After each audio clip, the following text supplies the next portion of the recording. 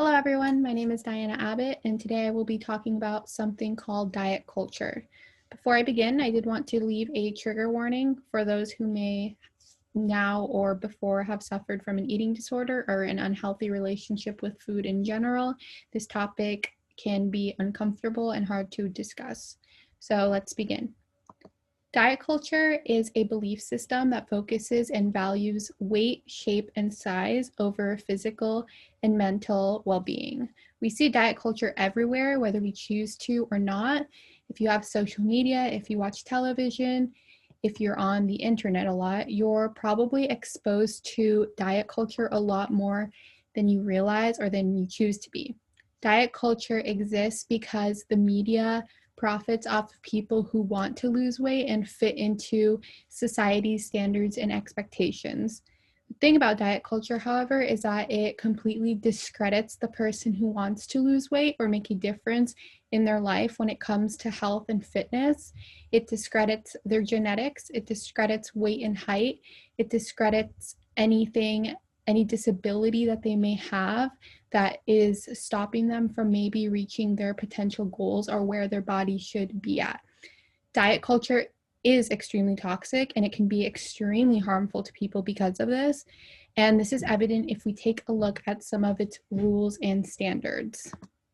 So, diet culture, first and foremost, has tried to tell us as a society that carbs and fruit are our enemy and they're the downfall of why people cannot lose weight.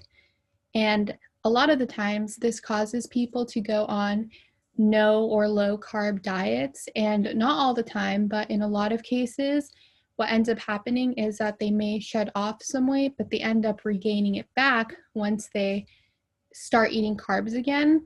And this is simply because our body needs carbs. Carbs provide energy that help us work out, they help us burn calories, and they provide for our body. They fuel our brains, our kidneys, and our heart.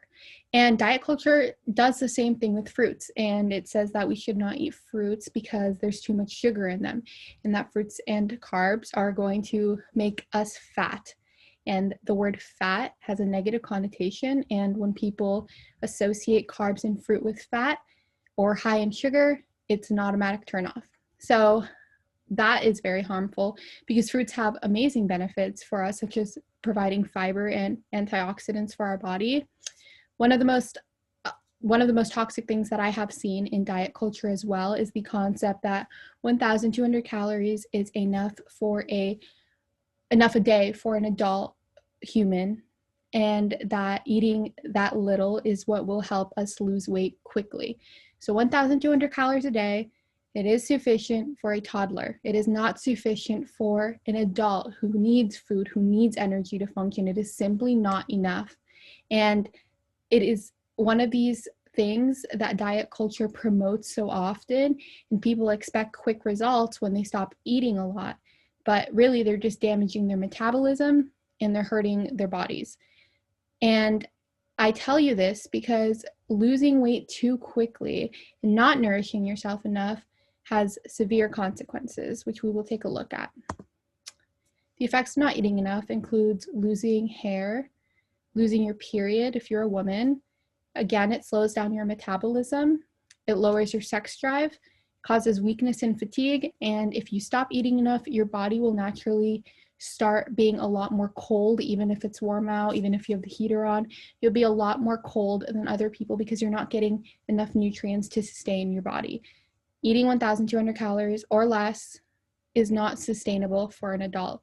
And these are the types of things that can happen if you're not eating enough.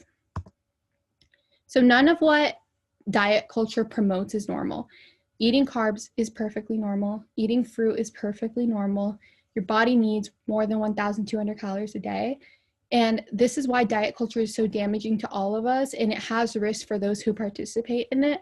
The best way to be successful in your health journey is listening to what your body wants and needs. The best way to be successful is nourishing your body, staying active. Don't restrict yourself from food. Another thing that diet culture does is it makes you put food into categories of good and bad. There's no bad food. There's no good food. All food is good for you. Some of them are more nutritionally dense than others, but we shouldn't associate foods with being negative because we need food in order to function. So the reason I talk to you about this today is because a lot of us may not realize how toxic diet culture is simply because we don't even really know it exists. Every body is different, and we must learn to take care of our own bodies, and not just our bodies, but our mental health as well. And diet culture is damaging to both of those, especially for somebody who wants to lose weight or get more into shape. Thank you.